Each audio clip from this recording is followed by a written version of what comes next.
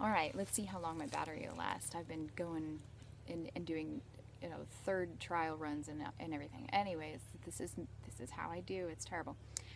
I had a question recently about what wives are supposed to do if their husbands ask them to disobey God. It's the most ridiculous question, and you hear it a lot in the submission conversation. For some reason, people are really, really weirded out, or really scared, or really rebellious. One, I don't know which it is. But anyways, first of all, husbands are in between us and God. That is very obvious. You see it in the Old Testament. You see it in the New Testament, specifically in Numbers 30. The husband has the power to veto his wife's vow to God. I mean, you can't get any more clear than that. You see it in the New Testament in 1 Corinthians 11. The husband is the head of the wife, as Christ is the head of the church. I mean, it's just everywhere.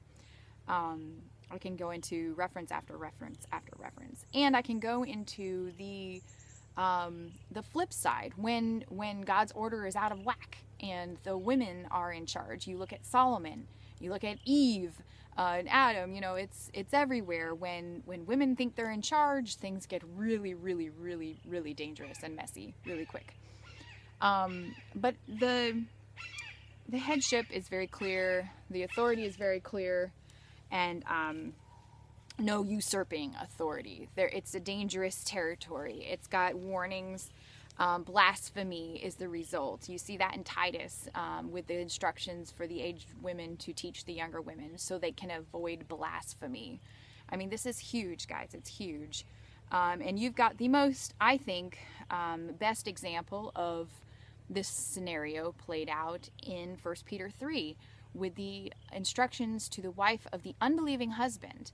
Now, the unbelieving husband, you'd think they would be asking her to sin, right? I mean, they're unbelieving. They have no idea even what sin is. Does it give instructions for when and how to obey or disobey? No, it doesn't. Actually, it's the opposite. It says, be in subjection to him with all fear. So that he, without the word even, can be converted. It's an amazing, amazing thing that this submission can do without any kind of caveats, without exceptions. Wives, submit to your husbands in everything as unto the Lord. I mean, it is so clear. And okay, I want to cut this short because I'm afraid my battery is going to die. Let's see. This is another one of those times that people talk about in a theological way. What the black and white and all that. I mean, it gets really difficult in some instances to try to argue with people. But anecdotally speaking, I'd like somebody to speak up because I know I have a few viewers on here that are in those unequally yoked marriages, and they have been for a very long time. I'm wondering, how often does this happen, that a husband actually asks a woman to sin? And if anybody has that any kind of anecdotal information or inside scoop, I'd like to know. But I do know what happens when it's flipped, and a woman thinks that she can be the moral authority in the home. You see this in 99.9% of marriages today. You see the woman thinking that she knows better, that she's more in tune with God, she has the Holy Spirit is speaking directly to her and telling her that her husband is not right with God, that she does not have to obey him, that she does not have to submit to him, and she tears her house down. She is a foolish woman. And God forbid that we become like that. Instead, let's obey the word and what the word says to do. Lastly, these passages that this question was put, this woman was asking these questions, and she was using Deuteronomy 13. I believe that the Bible was written specifically to men. and that because they are the authority in their families, that this is why. I mean, they're given the instructions, they're given the responsibility, and it's huge responsibility. They will be held accountable. It's lots of checks and balances in there. If they're not honoring their wife in a certain way, their prayers will be hindered.